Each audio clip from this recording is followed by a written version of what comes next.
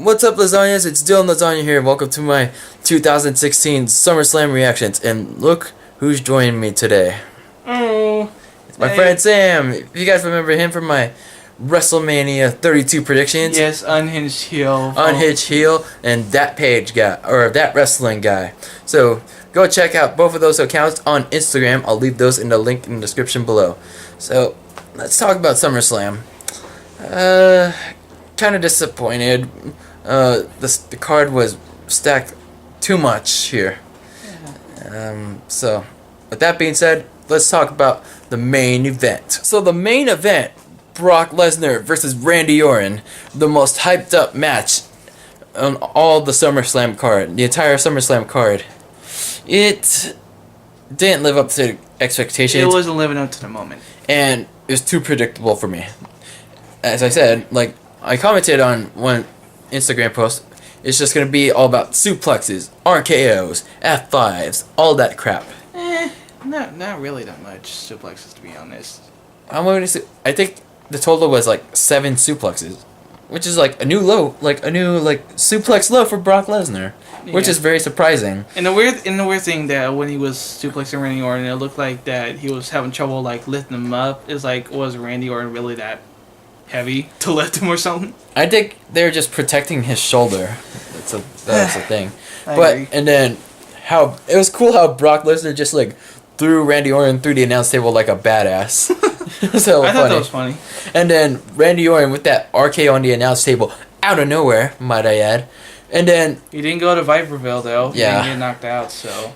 And then Randy Orton tried to end Brock Lesnar with an RKO, but kicked out at 2. And then he tried to go for the field goal punt kick, but Lesnar hit an F5. And that's, even though Randy Orton kicked out at 2, this is where things really got started getting interesting.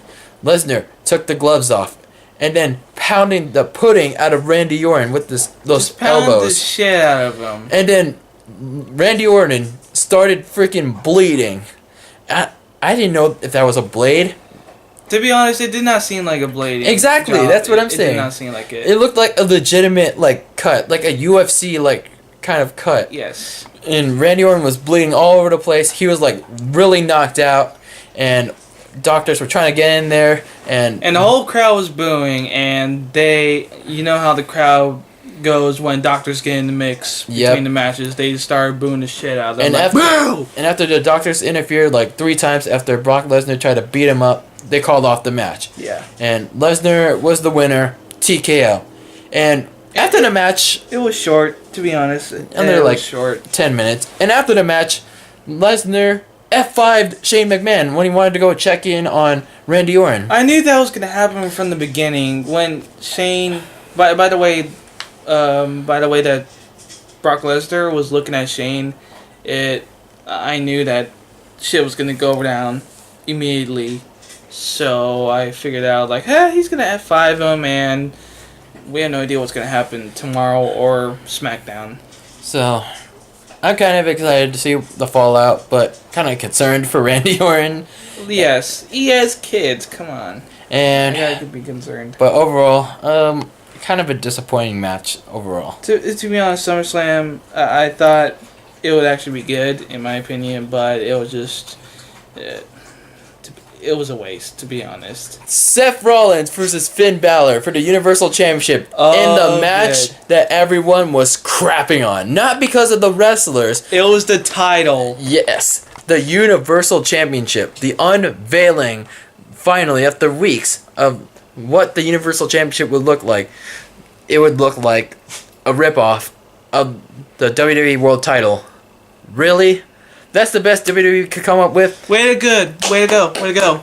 After ripping off the world title for the Women's Championship, they now do it for the Universal Championship. They should not call it the Universal Championship. They should just call it the Fruit Loop Championship. Because it's just red. That's it. Nothing new. All red everything, as Eva Marie likes to call it. That's the only thing that showed up at SummerSlam. And I'm really disappointed. Like, I knew it like from the very beginning that WWE really should have brought back the big gold belt. In case you guys don't know that, that's the World Heavyweight Championship, the old WCW belt. But the match was pretty good. I really liked the athleticism, the wrestling, the classic wrestling 101, and the attires.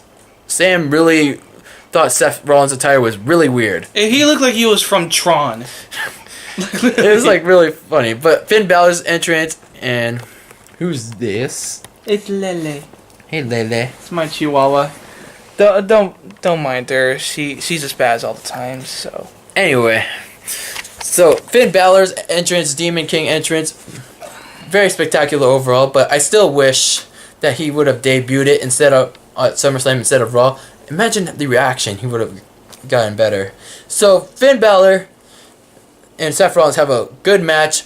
I really thought Seth Rollins was going to win with the pedigree, but Finn Balor counters it. He gets all fired up, and Finn Balor hits the coup de grace on Seth Rollins. The coup de grace. Finn Balor didn't even kick out, or Seth Rollins didn't even kick out of one of the coup de grace. And then Finn Balor hits a coup de grace successfully. 1, 2, 3. After Seth Rollins evades 3 coup de grace, and Finn Balor is your Universal Champion, which I disagree with. Okay, here's a little rant. Okay, to be honest, it's too soon for him. Like, he just debuted, and as much as I like Finn Balor, but it's too fucking soon for him. It's like they should have just gave it to Seth Rollins.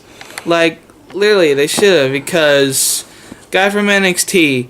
I know, most of you was like, oh my god, he's from NXT, oh my god, this is awesome, this is awesome. I know, it is awesome, but it's that kind of think this through. Just, like, a guy who debuted, wins a championship, and at first was in the championship title picture, and then now has a championship. Do you think that's kind of like wonky? Think of Paige when she won the Divas Championship. I didn't mind at all, to be honest. But her career didn't really get off to a good start. Yeah, you think? Like, getting injured, then suspended on her fucking birthday? Yeah, I call bullshit on that, WWE. I call that bullshit. Anyway, but yeah, I kind of disagree with Finn Balor winning the Universal Championship, but I kind of understand how WWE couldn't get Seth Rollins to beat Finn Balor cleanly, but overall, a very good match. But it was a good match. I could agree on that on multiple levels. But a disappointing result. Yeah. Overall. But hey, at least it is what it is, so we gotta just roll with it. Mm-hmm. Dean Ambrose took on Dolph Ziggler for the WWE World Championship. HBK 2.0. And I wish that this match took place earlier on when the crowd was really into it, because they were just not into it at all. They weren't. Because I'll talk about this match later on, because a certain match took the energy out of the whole arena for the rest of the card, because it was just like really disappointing, the match. It was a good match, but it's just one of those nights. It felt like a piss break for me. Yeah, it was like very uninspiring, and the result was kind of too predictable, honestly. Yeah. Like, Dolph Ziggler was trying to hit like a face buster off the top rope, but Dean Ambrose countered one dirty deeds, got him a victory, but I feel like this feud's not done yet, like, because after an uninspiring finish, like, you feel like it's gonna continue even maybe though Ziggler lost? Maybe like just one more match, maybe, quite possibly. Then that's gonna bring the ratings down. You know, it's like we can't have the same match over and over and over again. I mean, it's like we had no choice, so we just gotta like deal with it. Yeah, you gotta roll with it. So, yeah. Dean Ambrose gets the first victory in this what could be a long feud, and yeah, but I wish we got a better and longer match and a better, not tired Brooklyn crowd. Yes. Now let's talk about the match that got everybody tired, and from all the rest of the matches. John Cena versus AJ Styles, pulling off the match of the night and possibly the match of the year. This match was amazing. I loved it, to be honest. It's like, oh my god, so many near falls. Like, John Cena hitting the Super AA from the top rope. I thought that was gonna get the win. Yeah. But no, John Cena kicks out. And then when Styles hit the Styles Clash, Cena kicks out. And then when... Wait, I'm a little mixed up right now. Anyway. We're both tired, alright? Yeah. Don't blame it on us, alright? Blame SummerSlam's horrible pay-per-view for making us tired, okay? And then the Phenomenal Forearm kicked out. The STF, Calf Crusher, all escaped. It was all over the place. Reversals, near falls, submission escapes. These two are absolutely perfect in the ring. The match was alright. What to say? The match was awesome, to be honest. Do you think it's like a match of the year? Absolutely. I think so, in my opinion. But some others, they think it's just not really a match of the year because we already saw this at Money in the Bank, and they thought most of the people thought it wasn't lived up to the hype. But I feel like this match was even better than at Money in the Bank, possibly because AJ Styles got the clean victory over John Cena. True. With the Styles Clash transitioning into the Phenomenal Forearm. 1, 2, 3. Styles gets the win without his butt buddies, the Club. And then a little symbolism from John Cena after the match. He put his armband in the ring. I think he was a little emotional afterward, which is good, and the crowd was giving him his respects. Or he was just too butthurt that he lost to a jobber or something. Nah, it's he's not like that. And then he gives a salute to the crowd, and he's gonna go off to film some more stuff for his Fox show, American Grit. Or like some people think, he might be like, you know what? Goodbye. That's a maybe, but that's what I heard online from a couple idiots. So just let you know. Well, either way, he's either going bye-bye forever or goodbye to full-time WWE superstar and focusing on TV shows and being a host and movies like The Rock. So part-time WWE superstar, and whatever John Cena does next, we will all respect it. The Women's Championship match, and you know what? I'm going to let Samuel do all the talking here.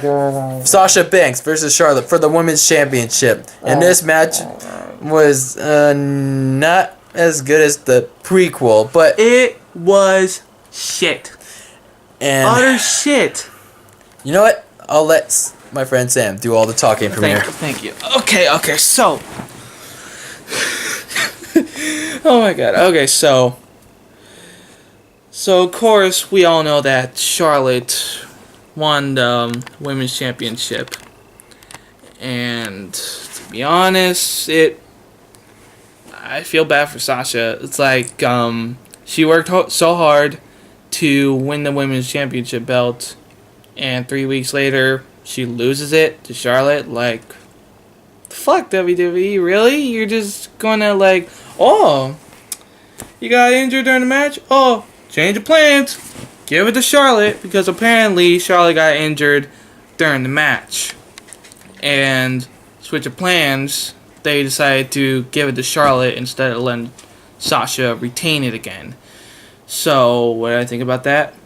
I think it's unfair. I think it's complete bullshit. But in the case, we have to deal with it because, of course, Sasha got injured. And if the injury is severe, then she's going to be out for at least a couple weeks or so, depending on the injuries. So that won't be fair to the women's division because the title will be long gone and no one won't, she won't be holding it and being there physically. So I think it's kind of fair. So I'm not as upset as I was.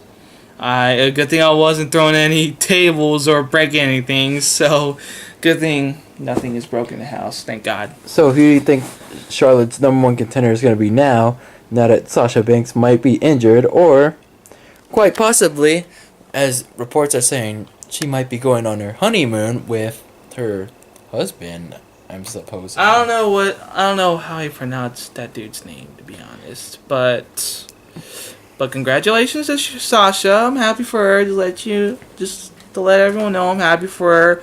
But there's so many people that are so pissed off that she got married to this guy. It was like you had a chance with her. Come on, get real. It's like you had a chance with her. So who do you think is the number one contender following SummerSlam? I have no idea, to be honest, because Paige is gone. Of course, she got suspended, so she's out of the picture. I know Dana Brooke's there, but she's a heel. She's Charlotte's protege, so there's no chance in hell for that. And it's way too early for her. And fuck, who else is there? I totally forgot. I totally forgot. Well, honestly, I kind of feel like they would probably call it Bailey, but I feel like that's too soon. Exactly, and I feel like soon. She would be somewhere on SmackDown. Like, I want her to be on SmackDown because Raw's already packed. Or, as many of you heard, that Nikki Bella returned, filled in Eva Marie's spot. So, potentially she might go to Raw and face Charlotte for the Women's Championship, which might be a possibility. I'm not sure. I don't work for WWE, okay? So, I'm just guessing. So, a lot of possibilities now that Sasha is gone, but Charlotte's the Women's Champ. There's so many injuries now. It's like Paige is gone, Sasha's injured. It's like it went from the suspension era because they suspended Roman Reigns, Eva Marie, Roberto Del Rio, and Paige, and then now it's kind of turning back to the injury era. Like, wow. Well, okay. As they say, anything can happen in the WWE. Me and Sam were supposed to talk about Rusev versus Roman Reigns for the United States Championship and the rest of the other shitty matches on the card. But unfortunately, I was picked up so I can go home. And it's really unfortunate because I really wanted to have Sam in the rest of this reactions video. But it's okay. I'm really glad at least my friend Sam is in this video, so don't forget to follow him on Instagram at both his Dat Wrestling Guy page and at Unhinged Heel.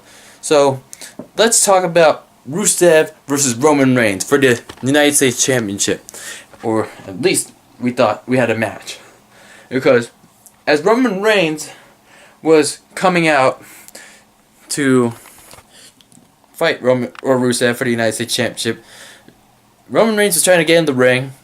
Rusev attacked him. Rusev instigated a brawl. He tried to attack Roman Reigns. Then they started brawling around the ring. And me and Sam knew that this match is not going to happen. And because they were brawling all over the ring, referees were trying to separate them. Roman Reigns hit him with the chair. Roman Reigns is trying to go for that chest. Attack the chest. And then seconds later, after Rusev is being helped to the back, Roman Reigns comes back and spears Rusev. So now we have United States Championship match, and then it was kind of disappointing, but I think they did that so they can have time for Brock versus Orton. So it's understandable, actually, because we already saw that match like 6 days earlier on Raw, so why do we need to see it again at SummerSlam? So it was, I guess, an okay way to make Roman a badass, but at the same time, they're still booing him. Your WWE World Tag Team Champions, The New Day and Jon Stewart, defended their WWE Tag Team Championships against Luke Gallows and Carl Anderson. But this match was just like their entire feud. A penis joke. I can't express my disappointment anymore further because this match was, I don't know.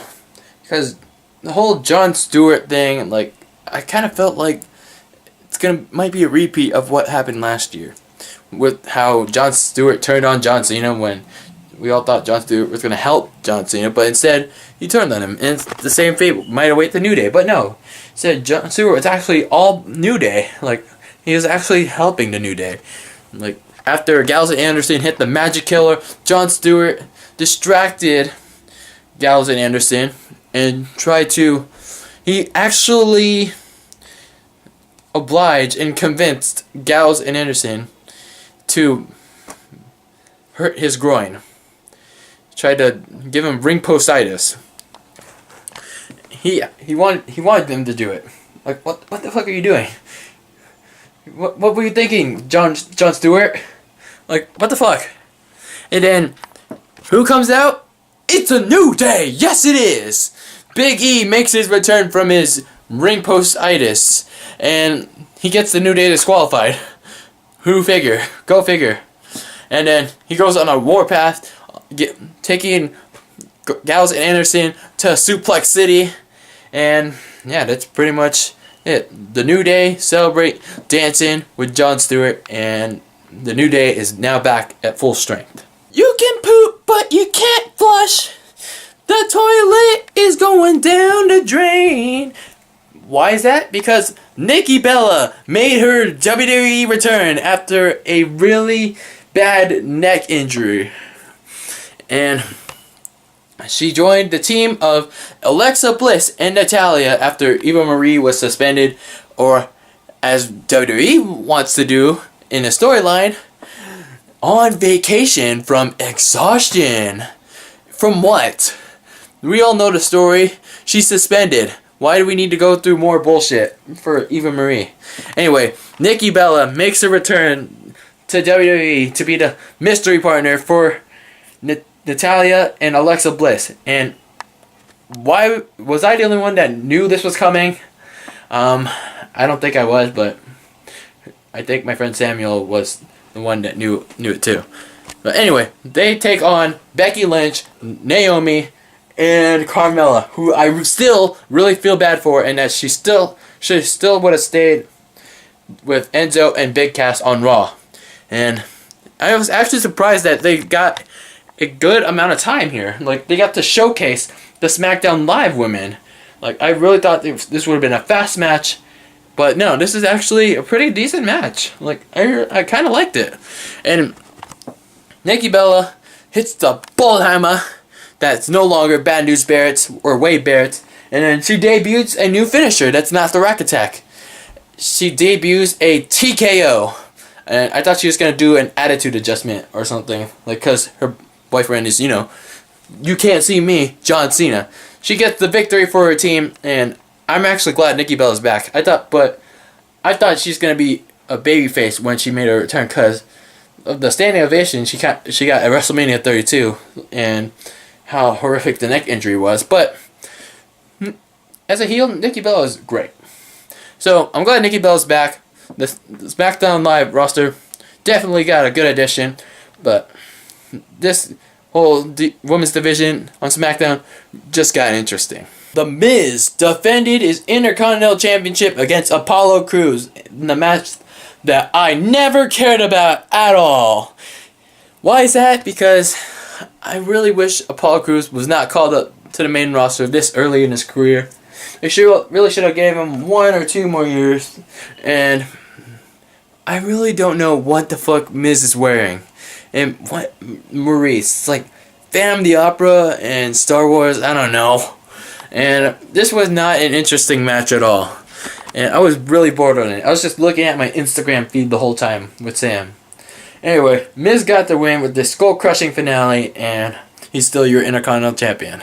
Enzo and Cass opened the show as they took on JeriKO, which is Chris Jericho and Kevin Owens. And I don't know. This match was okay. It was not a good match to open the show, but it was pretty good. Alright. It was alright. And Big Cass, you gotta be more careful, man. Like, when he threw Enzo, like, over the top rope onto JeriKO, I thought he was about to drop him. I was like, that dude, be careful.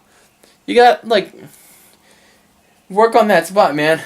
And then as Enzo and Cass were trying to do the RPG, and Chris Jericho stopped it, and then Kevin Owens and Chris Jericho actually got the win here. Like, Enzo escaped the pop-up powerbomb, and then Chris Jericho transitioned into a codebreaker, which got JeriKO their victory.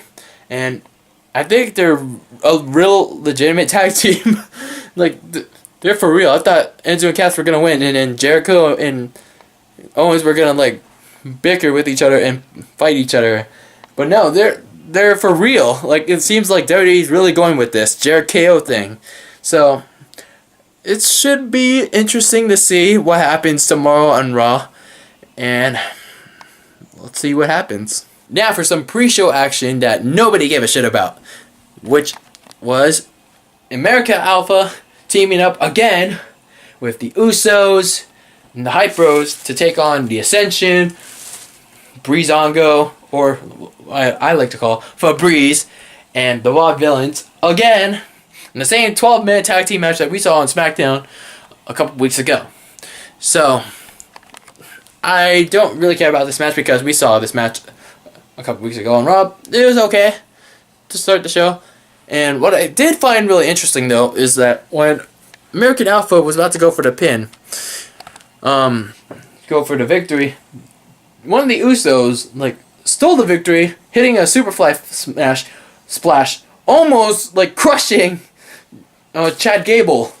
Like, he almost splashed onto Chad Gable, and then Jimmy Uso stole the pin from Chad Gable, and the Usos won the match for their team. So, am I sensing, is there, like, a hint of heel turn for the Usos? Like, is this a sign of a feud, like, Usos versus American Alpha?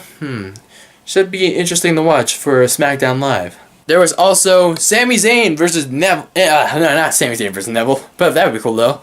Sami Zayn and Neville teaming up with each other to take on the Dudley Boyz. And this was actually a nice match, actually. I really liked the teamwork of Sami Zayn and Neville. I didn't know they would actually make a good tag team. Like, they were pulling off, like, really badass, like, high-flying teamwork moves. And the Dudley Boyz once again with the miscommunication. And Sami Zayn hit a haluva kick on on Bubba Ray. And Neville hit the red arrow on Bubba Ray while Devon was just watching, and it's like, let's admire the red arrow and that ass. That joke was courtesy of my friend Sam. And the baby faces get the win. 1, 2, 3. What do they get out of this win for Sami Zayn and Neville? Nothing. And finally, lastly, we had on the pre-show Cesaro versus Sheamus in their first match of the Best of 7 series, which is actually pretty good. Like, I like that match, but at the same time, we still don't know what the hell they're fighting for. Like, who still comes out of the series as the winner? Anyway, it's a good match. Sheamus won with the Brogue Kick. 1, 2, 3. But I still want to know what the winner gets out of this Best of 7 series. Like, are they going to get a U.S. Championship shot? Are they going to get a Universal Championship shot? I don't know what the hell they're going to get. It's better be something worth it. Otherwise, this whole Best of 7 series thing was pretty pointless and a waste of time for both of these men. Overall, Lasagna's SummerSlam was kind of disappointing for me, to be honest. It was like Suicide Squad, in my opinion. It had a star-studded cast of stacked card, but it flopped. I really had high expectations for SummerSlam, just like I had high expectations for NXT TakeOver Brooklyn. NXT Brooklyn did great, and I had the same expectations for SummerSlam, but we didn't get what we hoped for, but that's just how it is. And the matches didn't do as we hoped for, except for John Cena versus AJ Styles. And the Universal Championship, everyone's going to be ranting and raving on that for a long, long time. And the booking decisions, I don't know. what WWE's doing right now. Anyway, lasagnas, hope you guys liked this SummerSlam reactions video for 2016. Don't forget to drop a like on this video if you enjoyed my SummerSlam reactions 2016. Leave a comment down below for your 2016 SummerSlam reactions. Don't forget to subscribe for more videos. Like, comment, share, subscribe. Follow me on all my social media links. They're in the description below. Don't forget to follow my friend Sam on his Instagram accounts at That Wrestling Guy and at Unhinged Heel, where he does wrestling edits. And for the That Wrestling Guy, where he talks about his wrestling opinions. Anyway, lasagnas, see you guys in the next video. And always be delicious.